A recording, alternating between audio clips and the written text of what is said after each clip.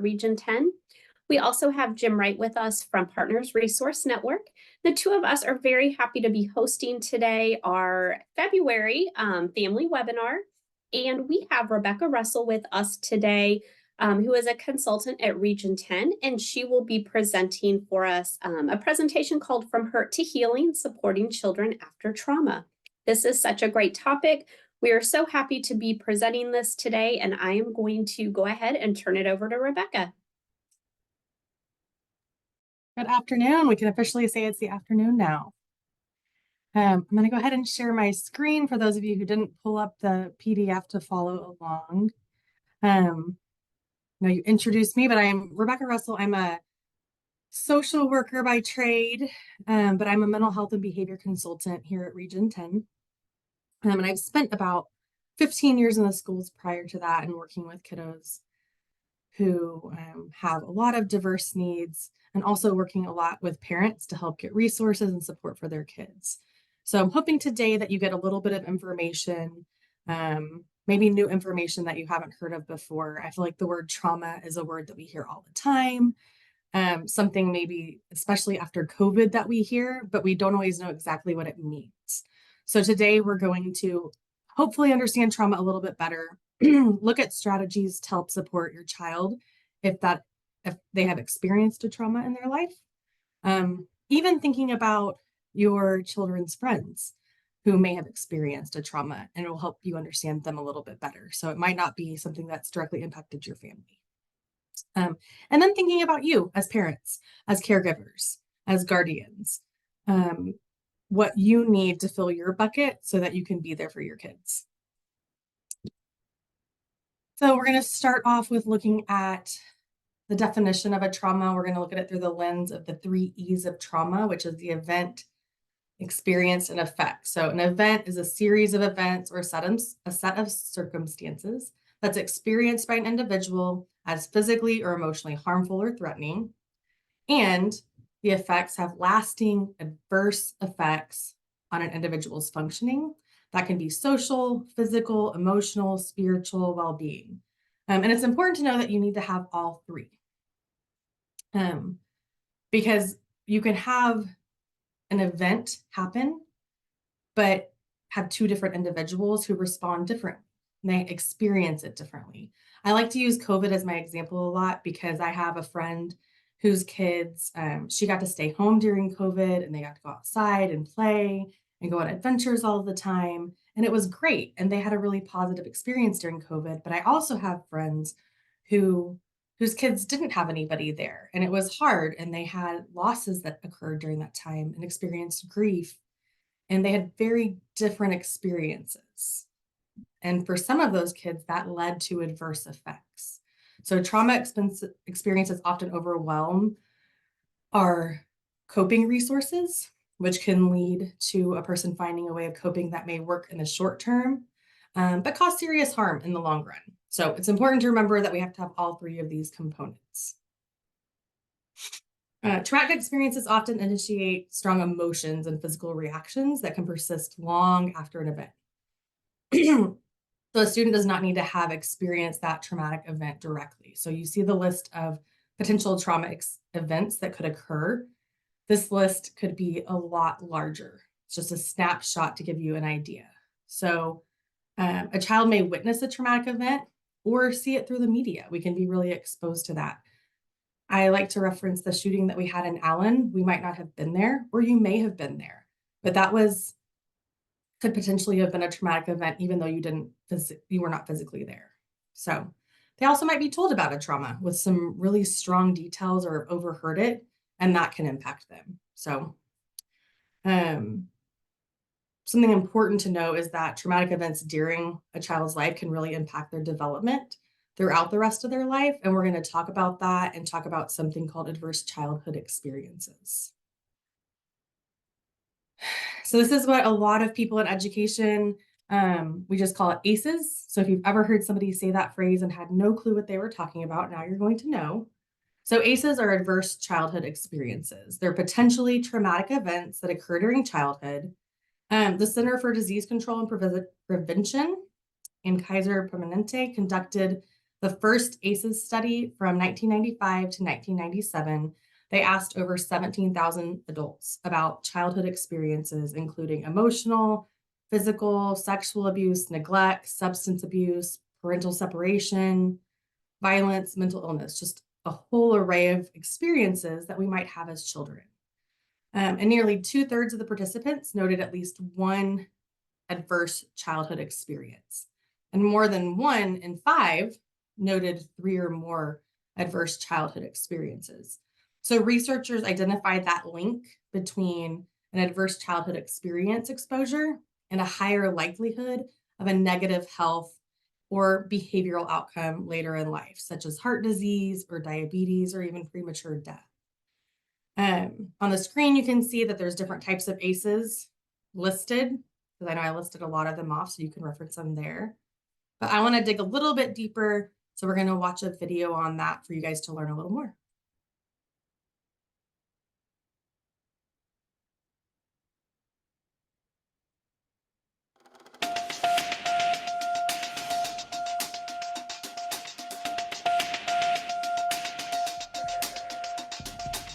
What does your parents' divorce have to do with your risk for heart disease? If your mother had a drinking problem when you were growing up, are you more likely to suffer from depression as an adult? Here's what you should know about ACEs. ACEs stand for Adverse Childhood Experiences, extremely stressful events that can happen to a child growing up. Some experiences are so stressful that they can alter brain development, as well as the immune system, increasing the risk of lifelong health and social problems in adulthood. The term comes from the Adverse Childhood Experiences Study, landmark research that shed new light on the root cause of everything from stroke and liver disease to substance abuse and mental illness. In the late 1990s, an epidemiologist from the Centers for Disease Control and a preventive medicine doctor at Kaiser Permanente set out to understand the association between childhood experience and lifelong health. They asked over 17,000 people in the Kaiser Health Plan in San Diego about their health history, as well as difficult questions about their experiences growing up.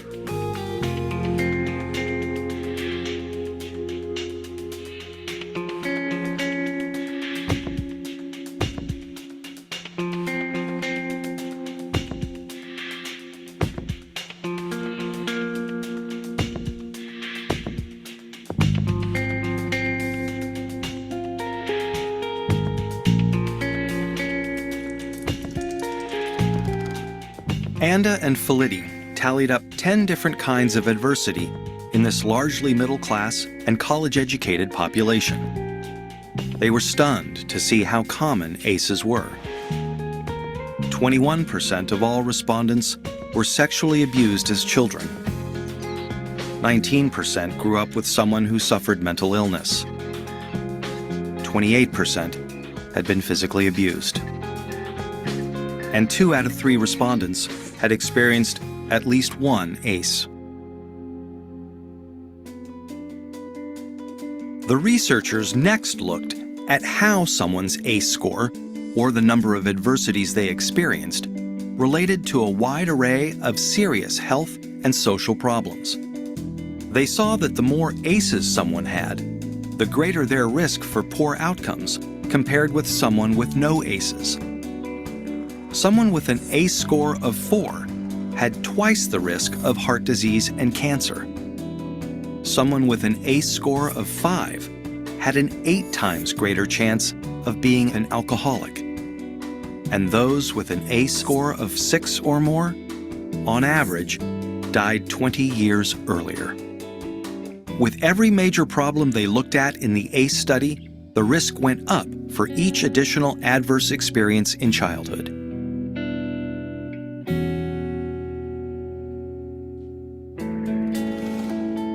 As Dr. Robert Anda says, what's predictable is preventable. It's important to remember that ACEs are not destiny. ACEs are a tool for understanding the health of a population as a whole. For individuals, an ACE score can be a tool for understanding their own risk for health and social problems and empower them to make changes for themselves and their children.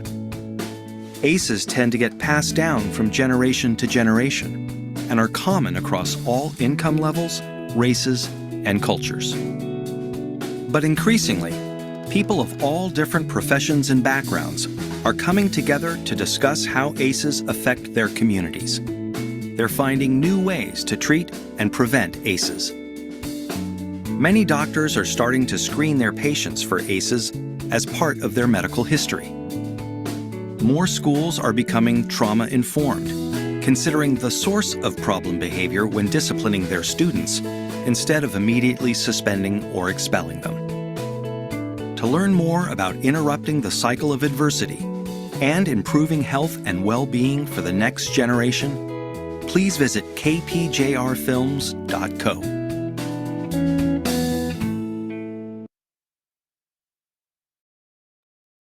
All right.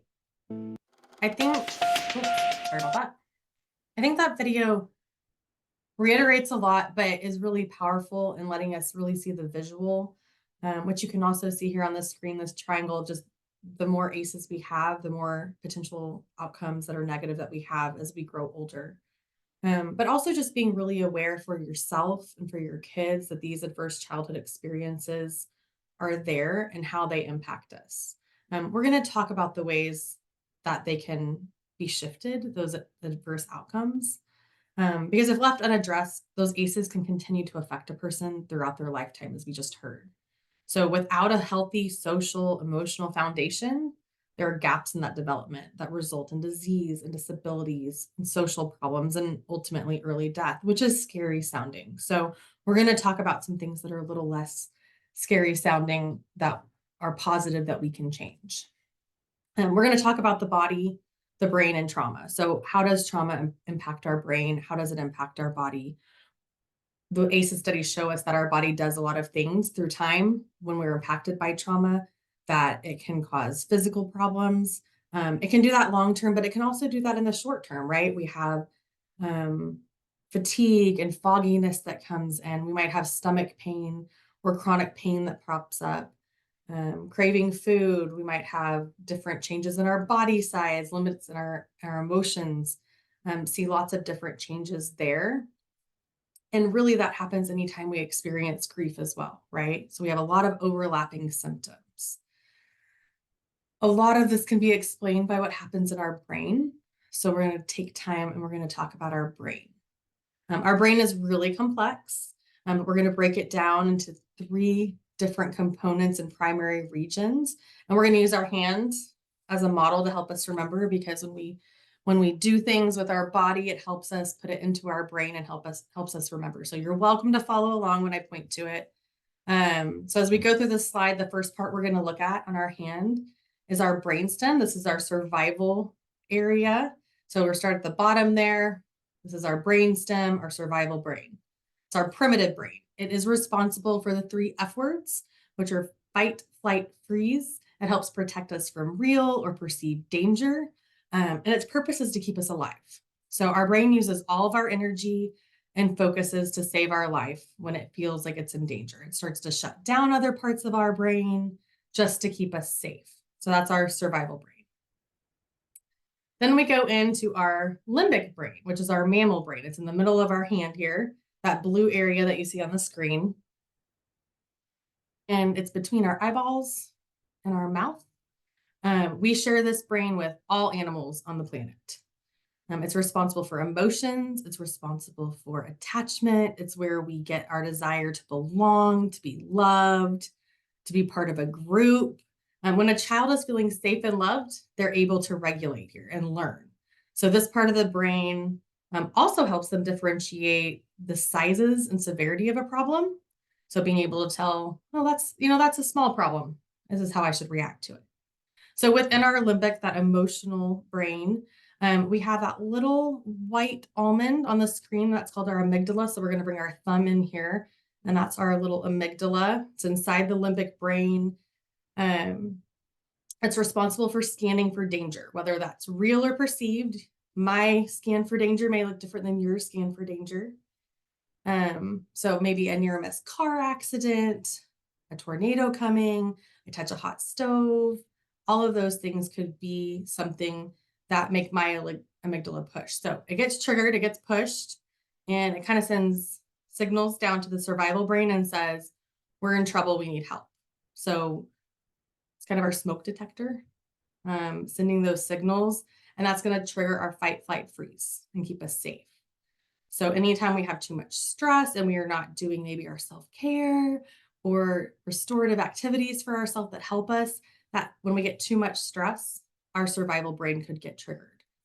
And so thinking about what that might look like if you have a young child, right? The state might get triggered a little bit quicker. The last part that we're going to talk about is our prefrontal cortex, which is also known as our executive brain. So we're going to bring our hand down over our thumb here. This sets us apart from mammals. All humans have it. And it helps us think rationally, problem solve, see perspectives, have empathy, sustained focus and attention. If our brain is exposed to a nurturing, responsive relationship, we have safe, predictable environments, then this prefrontal cortex is fully developed around the age of 25. And I think we forget that a lot of times when we have teenagers and we have our high school kiddos and we think they should know better, but our prefrontal cortex has not fully developed. It's still kind of flapping in the wind till we're 25. So trauma increases our risk of misinterpreting information, right? That typically this would help us see. And it also increases our risk of maybe that amygdala getting pushed and that smoke detector sending signals. So it kind of has a faulty alarm system, which tends to kind of blow up, make our prefrontal cortex, our lid flip. And then our survival state, that fight, flight, freeze is going to take over a little bit more often.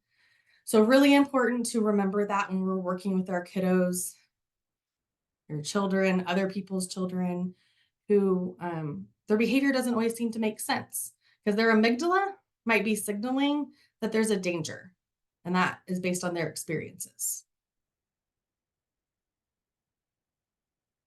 So we're going to watch one little video here on toxic stress because I kind of alluded to when we have stress, because we have good stress and bad stress.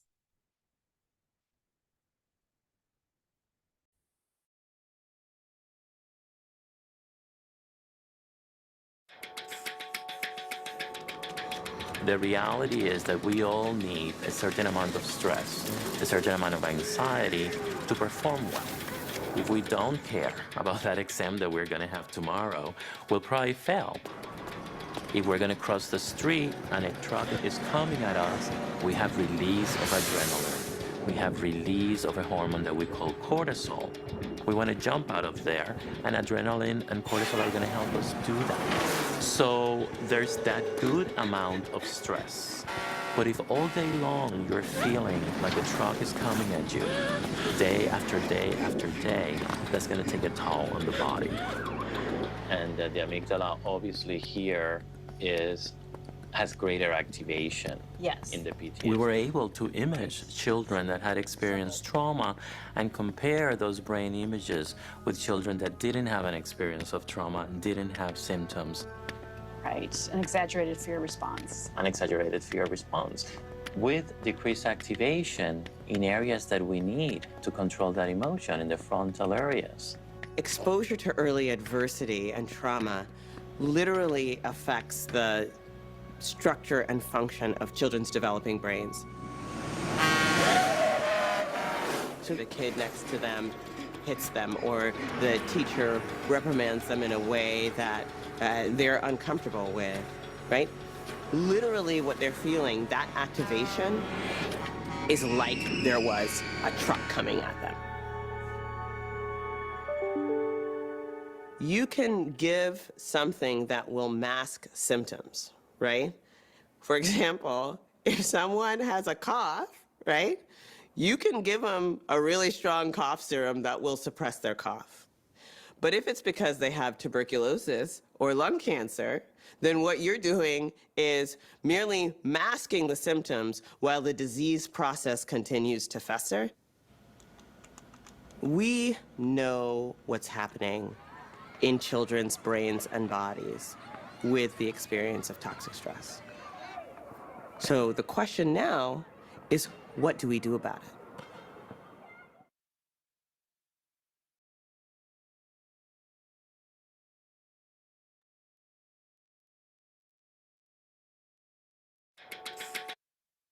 Okay. As we think about toxic stress, what we just learned in the video and how it impacts our kids' brains, we can also think about how that impacts us, right? As we're responsive. Sometimes when we have a kiddo who's experienced trauma, we've experienced that trauma with them. So being really aware of what's happening with them, but also what's happening with us is important. Our kiddos struggling with trauma often have that survival brain triggered, right? When that toxic stress gets too big and that survival brain takes over. So we see these fight, flight, and freeze responses. And children who have experienced that trauma often maybe operate at a higher level of arousal and fear. So they might perceive more things, and that amygdala gets triggered a little bit more often. And we see a lot of different things. This is a really small list of all the ways that we can see these responses. So we might have acting out, acting silly, hyperactivity, arguing, screaming, or yelling. Those are kind of some of our fight ones. For flight, we might have withdrawing, sleeping, avoiding others. And for freeze, maybe some blank stares, feeling disconnected, refusing to respond. And I'm going to say, instead of refusing, just lack of response, right? But it can feel like a refusal. Maybe not meeting their own personal needs because they freeze up. So knowing that this can be a big list, something that happens a lot of times for kids who've experienced trauma is a lot of what we see looks like inattention. And inattention often gets classified as ADD, so attention deficit disorder. So sometimes kids are mislabeled and misdiagnosed with ADD when really what they're experiencing is a trauma response that they haven't fully dealt with. So we're seeing all these symptoms of that survival brain taking over. But we're treating it differently. So we want to make sure that we know the cause so that we can treat it correctly. The good news is we've talked about how trauma can impact our brain in so many negative ways and can impact our body, long term. So we're going to talk about resilience and protective factors because hope is not lost. ACEs and other traumatic experiences can be counterbalanced with protective factors. We know that. We know that we can foster resilience and make changes. So if you don't know what the word resilience means, it's the process of managing stress and functioning well, even when faced with adversity and trauma. And our kids are so resilient. Protective factors help us build resiliency and help build new positive connections in our brain, which is really cool. And so on the screen, you can see we have social emotional competence for kids. That's a protective factor. Concrete supports in times of need, supportive social connections, knowledge of parenting and child development. So you're here today, right? Maybe you come here every month. Knowledge is so powerful. Knowing what we just learned about our brain and how trauma can impact it, what toxic stress does, and understanding what's driving the behavior that you're seeing and where it's coming from, knowing what happened to your child is powerful. Knowledge is powerful and helps us build protective factors. So we're going to talk a little bit more about that. When we're looking at a trauma-informed lens for prevention, we're looking at ways that we want to increase and promote protective factors, but also knowing that there's some things that will reduce protective factors. So as we just learned and saw, social connections will help increase that, will help build resiliency, building our knowledge, getting support, having those good social connections in the community and having a good system. But some things that can not help and reduce our resiliency would maybe have continuing to be in that trauma experience or having a high level of toxic stress, being around family members that maybe don't have a positive impact and cause more turmoil, and a lot of disengagement, and maybe the family withdrawing from those community supports is going to be something that's going to reduce resiliency. And then having an environment that's not safe, that's not stable, is also going to reduce the impact of resiliency. So we'll talk about what does work. We're going to call it the 5 S's. So the first is a safe and nurturing environment. It's paramount for traumatized children This includes both physical safety and emotional security. So knowing that they have someone they can talk to. Consistency, predictability, and emotional support contribute to creating an environment where children feel safe to express themselves and develop a sense of stability. This is so key. When we have inconsistent reactions in our lives, we don't know how to relax and get into an optimal zone of regulation. Our second one is supportive adult relationships. One of the most critical protective factors, I'll say it again, is the presence of stable and supportive relationships. Research shows that supportive adult relationship, just one, has a huge impact on resiliency and kiddos recovering. So children who have that consistent caring adult figure in their lives are better equipped to navigate the challenges of trauma. The stability helps build trust. Positive mentorship can significantly increase resiliency. Our third one is self-regulation and coping strategies. So equipping children with positive coping strategies, teaching them healthy ways to manage stress, express their emotion, develop self-regulation skills, and empower them to navigate all those challenges more effectively. Number 4, strength and resilience, developing that. So building strength and resilience. Strength refers to the capacity to overcome challenges, while resilience is the ability to bounce back from adversity. So encouraging a growth mindset where challenges are viewed as opportunities for growth can empower children to see beyond their circumstances. Additionally, fostering a positive self-identity helps them recognize their inner strengths and capabilities. So really important. And then the last one is self-care. And we're going to talk about that a little bit more, and we're going to look at that more on the parent side. So I'm going to give you a few resources on self-care for you as we close out. You have to take care of yourself first. If you've ever been on an airplane, airline attendants often say, if the plane hits turbulence and the oxygen mask comes down, place the mask on yourself first before turning to help others. This is important. If we don't, we may not be able to help anyone, and obviously not ourselves. So when we're talking about self-care, just know that self-care is a broad term that can encompass a lot of things. And we're going to say it's about being good to yourself, kind to yourself, as kind as you are to others. Know when your resources are running low, when your battery gets low, and when you need to replenish it. So don't let it all drain away. Take time. Give yourself the time and space to acknowledge your grief, your traumas, your stressors. That'll help you stay grounded. It'll help fuel your body. You can also fuel your body with healthy food and exercise. Make sure you get sleep. I know we all say that. It's so easy to say. But we need to prioritize the things, our basic needs that we need to function, just like we do for our kids. So we don't have time to click on each of them, but y'all all have the PowerPoint. That first link is the Give One, Get 8 self-care activities. So it's 8 ideas for self-care.